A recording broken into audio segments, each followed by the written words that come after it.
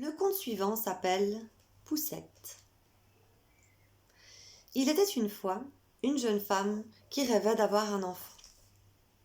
Après avoir attendu vainement pendant des années, elle commençait à désespérer. Elle se rendit un jour chez une vieille femme un peu magicienne qui lui dit « Ce n'est pas bien difficile, je vais vous aider. Prenez ce grain de blé, plantez-le dans votre jardin, devant votre porte, et vous verrez. » La jeune femme rentra chez elle et planta le grain de blé. Dans la douce tiédeur du soleil, le grain de blé ne tarda pas à germer. Bientôt, une plante se mit à pousser. Mais ce n'était pas du blé. C'était une fleur aux pétales orange et jaune. La jeune femme, émue par la beauté de cette fleur, la caressa doucement. Aussitôt, la fleur s'ouvrit. Dans son cœur, il y avait une minuscule petite fille. Pas un bébé, non, une vraie petite fille, en miniature, pas plus grande qu'un pouce. « Tu t'appelleras Poussette, » décida la jeune femme, rayonnante de bonheur. Elle fit un berceau pour l'enfant fleur dans une demi-coquille de noix avec un pétale de rose en guise de couverture. Pendant plusieurs mois, Poussette et la jeune femme vécurent heureuses dans leur jolie maison. Poussette aimait s'installer près d'elle sur la table, ou pour lui raconter des histoires, ou pour chanter. Mais ce bonheur ne devait pas durer. Une nuit, alors que Poussette dormait dans son lit minuscule, un horrible crapaud entra dans la chambre par la fenêtre ouverte et s'approcha de la petite fille. « Comme elle est belle! Mon fils serait enchanté de l'avoir pour femme, » coassa le crapaud. Il prit la coquille de noix entre ses pattes de devant et retourna chez lui dans la boue au bord de la rivière. « Regarde ce que je t'ai apporté, » dit-il à son fils. « Tu ne trouves pas qu'elle est jolie ?» Le fils, qui était presque aussi laid que son père, roula de gros yeux ronds et poussa un coassement de surprise. « Tais-toi, dit le père, tu vas la réveiller. À présent, tu dois lui construire une maison. Moi, je vais faire en sorte qu'elle ne puisse s'échapper. » Le gros crapaud porta Poussette endormie sur une feuille de nénuphar au milieu de la rivière et l'y laissa. Quand la minuscule petite fille se réveilla le lendemain matin, elle se mit à pleurer en se voyant entourée d'eau de tous côtés. Et quelle ne fut pas sa frayeur en voyant arriver le gros crapaud et son fils. « Je te présente ton futur mari, » annonça le gros crapaud. « Il a construit une maison en boue et nous sommes en train de la décorer. Bientôt, vous pourrez y habiter tous les deux. » Puis ils la laissèrent à nouveau seule. Poussette pleura encore plus fort. Elle ne voulait pas épouser le crapaud et vivre dans une maison en boue. Heureusement, elle n'était pas toute seule.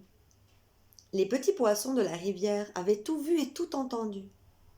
Ils s'approchèrent de Poussette. « Délivrez-moi » les supplia-t-elle en sanglotant de plus belle. Alors, les petits poissons se mirent à mordiller la tige du nénuphar tant et si bien qu'elle cassa et que la feuille fut emportée par le courant de la rivière. Poussette était si heureuse d'avoir échappé au crapaud qu'elle se mit à chanter. Un papillon entendit sa voix et vint se poser sur la feuille.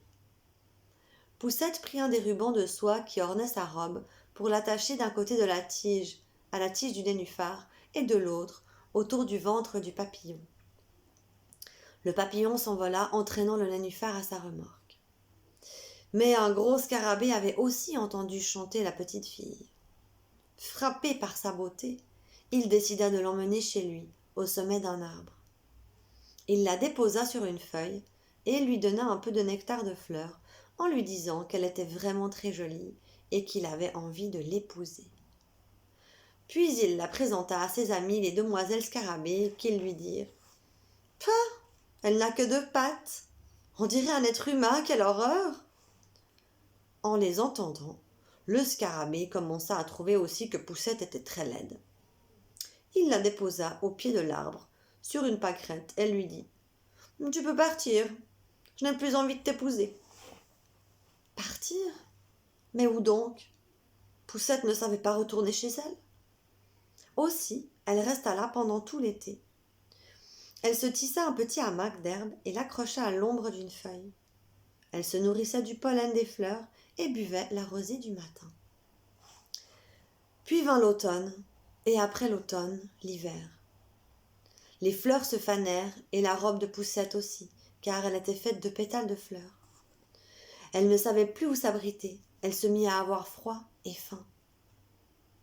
Quand il commença à neiger, elle s'emmitoufla dans une feuille morte et partit à la recherche d'un endroit chaud.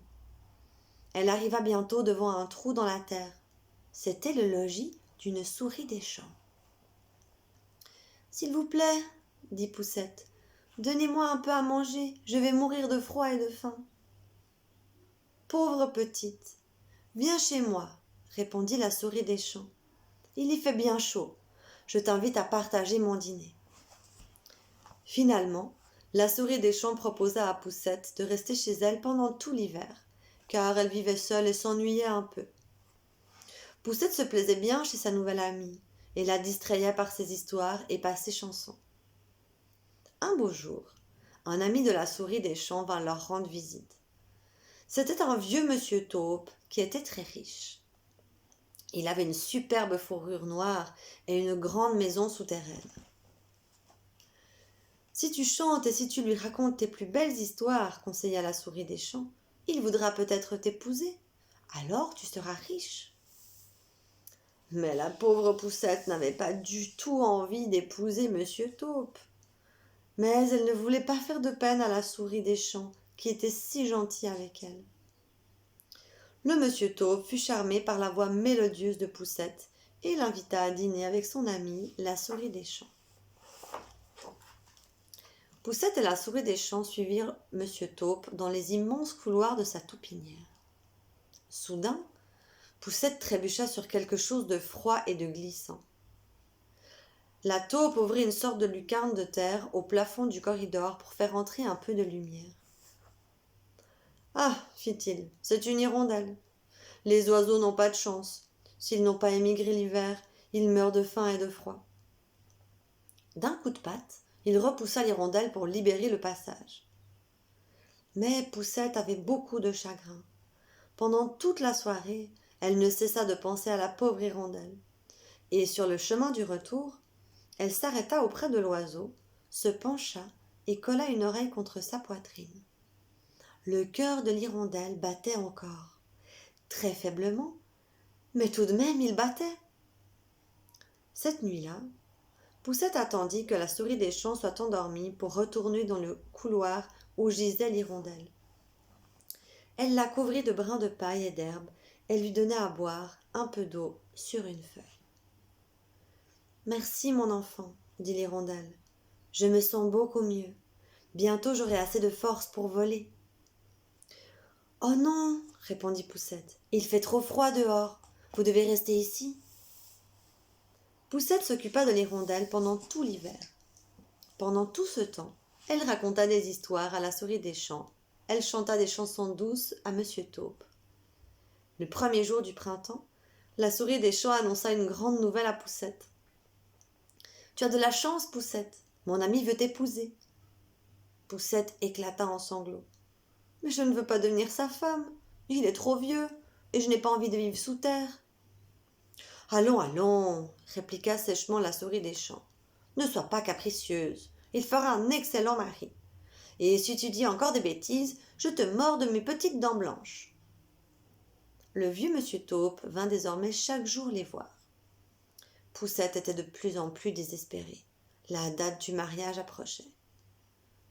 Une nuit, alors qu'elle portait un peu d'eau à l'hirondelle, Poussette trouva l'oiseau en train d'agiter ses ailes.